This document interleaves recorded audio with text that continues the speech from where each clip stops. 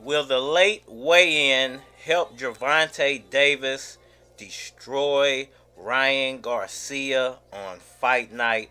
What's good, everybody? It's your boy, Cardinal Red Sports. Let's talk about it. Alright, y'all. So, we are less than 24 hours. Well, right around 24 hours until the super fight. Gervonta Tank Davis versus Ryan Pretty Boy Garcia.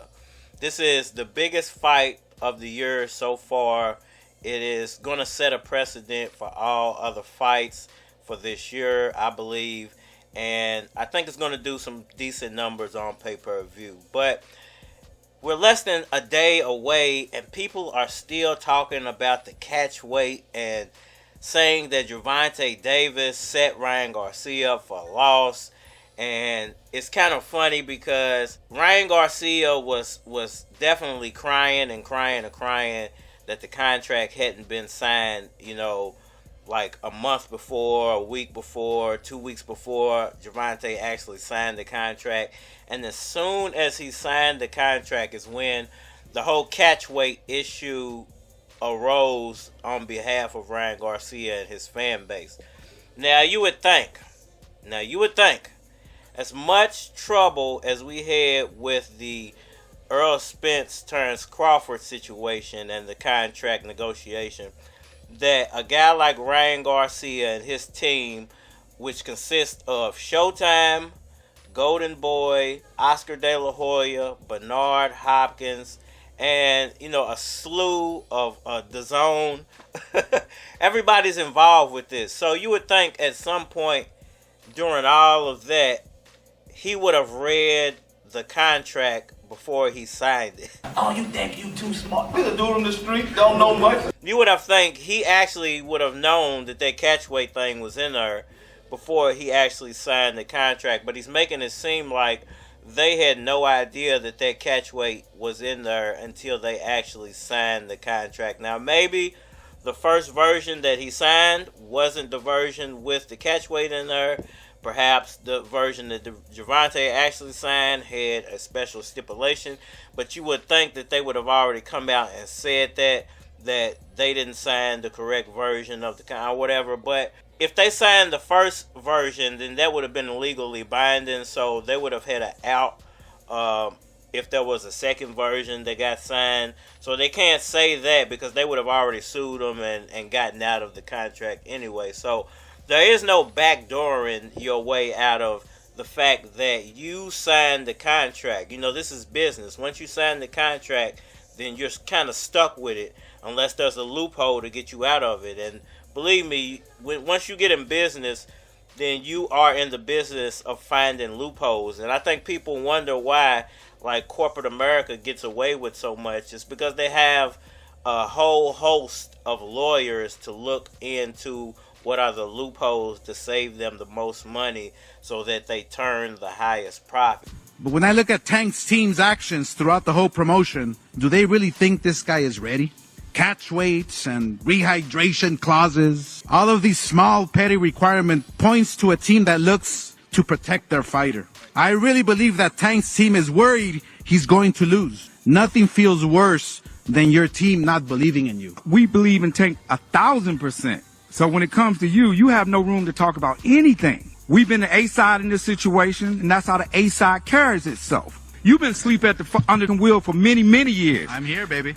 That's exactly why we took all your fucking fighters. So, nowhere in my mind do I feel like Gervonta Davis or PBC or Showtime or anybody over there set Ryan Garcia up for a loss due to the catchweight issue. And listen, the catchweight, I read the little article. It said that Ryan Garcia has to do a second weigh-in. He has to weigh in once at 8 a.m. and he has to be 136 pounds, I believe. He has to be 136 pounds. Then he has to weigh in again at 6 p.m. We all know that these fights don't start until at least 11, sometimes 12 at night, depending on how late that the undercard fights go. And even if the undercard fights don't go late, the networks drag it out into the last minute so they can get every advertising dollar that they can possibly get off their shows. So this fight is not going to start until around 11:30, 12 o'clock anyway. So if you do the math, if he has to weigh in once again at 6 p.m., got to be 136 pounds at 6 p.m., then you still have 7, 8, 9, 10, 11 o'clock. You got 5 hours to rehydrate up and bulk back up. Now, Gervonta Davis and Team Davis is very smart to only give him about 5 hours, because that's definitely going to limit him, but he's only able to rehydrate up 10 pounds anyway to 146. So 146 shouldn't be hard for him to rehydrate back up to.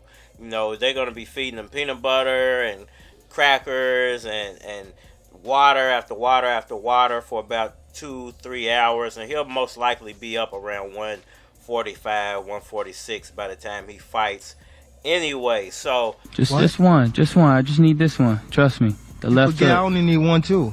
Okay. You get that too. That's fine. All right, then we both got it. We both got it. Like, come on, bro. Once I touch that jaw, you're going to sleep. I'll probably break your jaw. Don't even bring your mother or your daughter.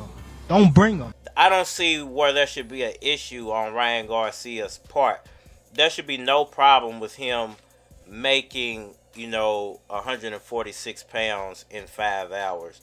I think as soon as, because most likely he's not going to eat anything the morning of the fight. He's going to be just drinking water and snacking throughout the day, most likely fruits, so he doesn't hold a lot of it. Fruits that are mostly water, so he doesn't hold a lot of weight. And then once 6 p.m. hits and he weighs in for the second time, he's going to start eating actual food. He's going to start eating heavy foods to hold the weight for fight time. And, that's fair, man. Gervonta Davis shouldn't have to fight somebody 155 pounds, and this fight's at 136 pounds. It just don't make sense, man. This is a 130-pound fight. If you're going to make the limit, then you should be held to that. I would actually have asked for a 5-pound maximum on the rehydration, because I think 140, I could see 140 if you're 135, 136, rehydrating up to 140, 141, somewhere around there. But 147 pounds, you might as well be fighting at welterweight at that point. I don't understand what is the point of having a weight class if you don't actually have to weigh that at fight time. That's what doesn't make sense to me. You should actually have to weigh that at fight time. Otherwise, these bigger bodied fighters need to get out of these divisions, because they don't belong there anyway. Those are the true weight bullies. Those are the true guys who don't belong in the division anymore.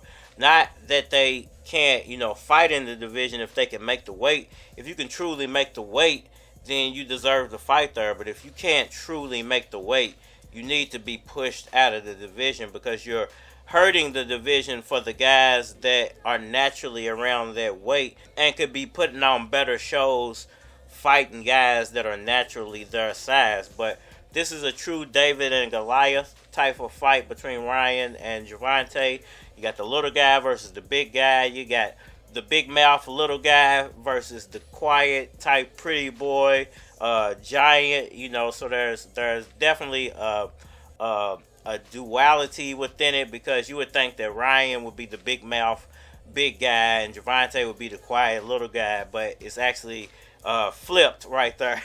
And Gervonta's the little big mouth, and Ryan's the pretty boy tall guy who everybody expects to lose. So this is going to be a very interesting matchup. I think that a lot of people once again are going to tune in, and this is going to really set a precedent for the sport.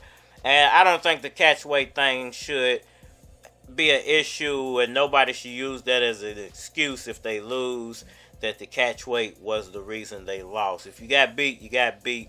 Try to get a rematch. If not, we got to move on. There's bigger fights. Devin, Shakur, Josh Taylor, other names out there that we need to move on to.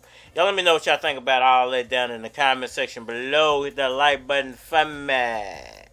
Share, subscribe. Holler at me on all social media platforms. That's Facebook, that's Instagram, that's YouTube, that's Twitter. You're more than likely to get a response on the tube, so holler at me over there.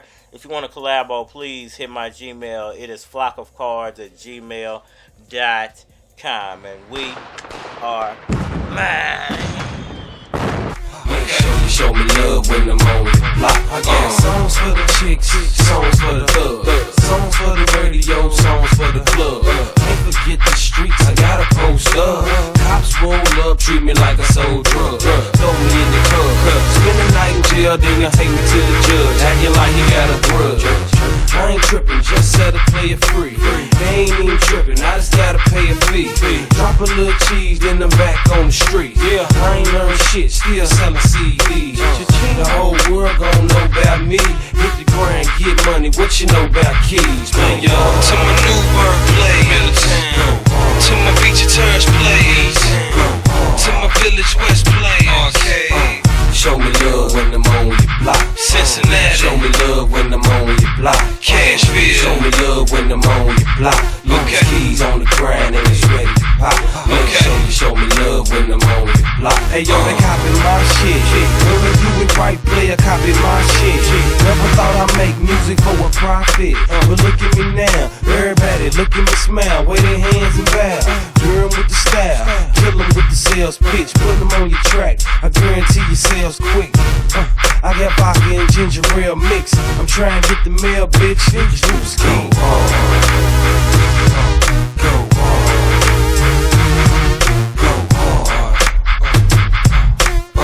Show me love when I'm on your block. Show me love when I'm on your block. Show me love when I'm on your block. Loose keys on the grind and it's ready to pop. Make sure you show me love when I'm on your block. To my West End